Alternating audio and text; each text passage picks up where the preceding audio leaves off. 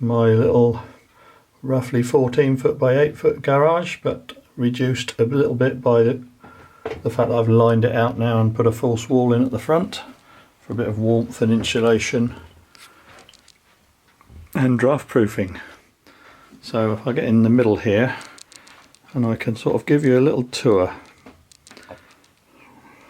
This is my sort of home built dust extraction system, which I no longer use for the lathe, but we'll come to that in a minute. So it's a cheap Screwfix Titan shop vac, a Triton filter bucket, and a cheap blue bucket and cycle.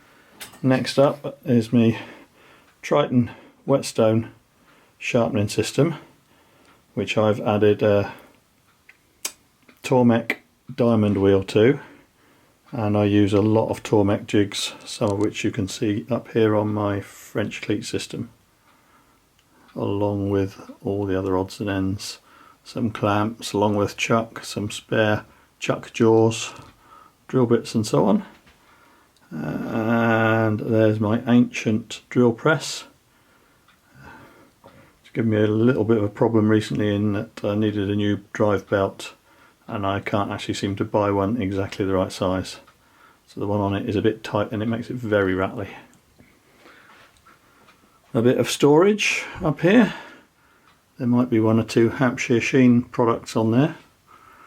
And then my little Axminster bandsaw, which was actually bought for small bits and pieces when I was making wooden toys for the grandchildren, which I still do a bit, but it's rather been taken over by the lathe. Another Screwfix Titan item, thickness of planer, which has been very useful, and what certainly was my pride and joy before the lathe arrived, an Axminster EX21 scroll saw. A recent introduction is the Steady Rest, thanks to Mike Walt's video. My new pride and joy, my Axminster AT406WL wood lathe, complete with extension bed, which I have just been using because I've just made a rather long roof finial for a friend. Not something I would normally do. And underneath is my old lathe, not so old actually, only about 9 months old, bought last September. The majority of my turning tools are up here on another bit of a French cleat system. I've got a few more gouges now that I've acquired over the months, which are in drawers in various places. A few more bits and pieces up there on the wall. Up here is my Record Power AC400 air filtration system. 1 or 2 stickers on there you might recognise. And coming round, this is the Evolution Rage sight table saw. It's very handy, but rather crude and not very accurate, and that's where the jointer planer comes in, thicknesser, because I can rough cut stuff on the table saw and then tidy it up a bit on the planer, which usually works out quite well. At the back of the garage here we've got some storage shelves that I built in a little while back. The microwave is quite good for drying blanks and rough turned bowls. I've had a little bit of a success with that at times. A bit of wood storage, and down below that used to be a mobile wheeled trolley with the small lathe on it. I managed to take the casters off and it just fits under there.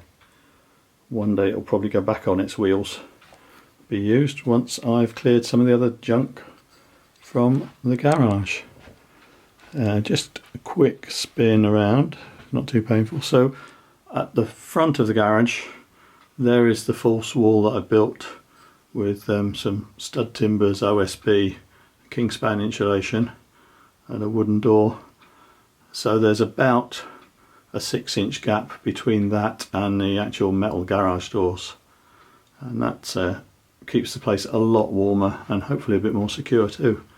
And then I've also lined the outer wall with OSB and Kingspan insulation in the hope that it might be a bit warmer in the winter and I won't have to use my little fan heater too much.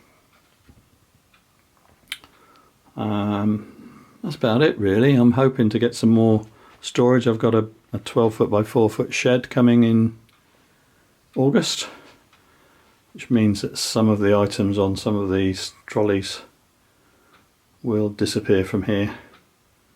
Probably the table saw will go in the shed as well, since there's not really room to use it in here now, so it'll be pulled out of the shed and used outdoors mostly. And I think that really is about the lot. Oh, there's my Axminster powered respirator up there. Little bit noisy, but it's really good. I don't use it all the time. Sometimes I use that little dust mask when I've got the dust collector running, and I sometimes turn, depending on the wood I'm using, with that face mask there. And one thing I forgot to mention, in the corner is my Record Power Camvac dust extractor. At the moment I'm just using the small hose, which I just hook to the tool rest with rubber bands when I'm sanding, but I am intending to replace it with the 4-inch hose, use the smaller hose as an exhaust, which makes the Camvac much quieter.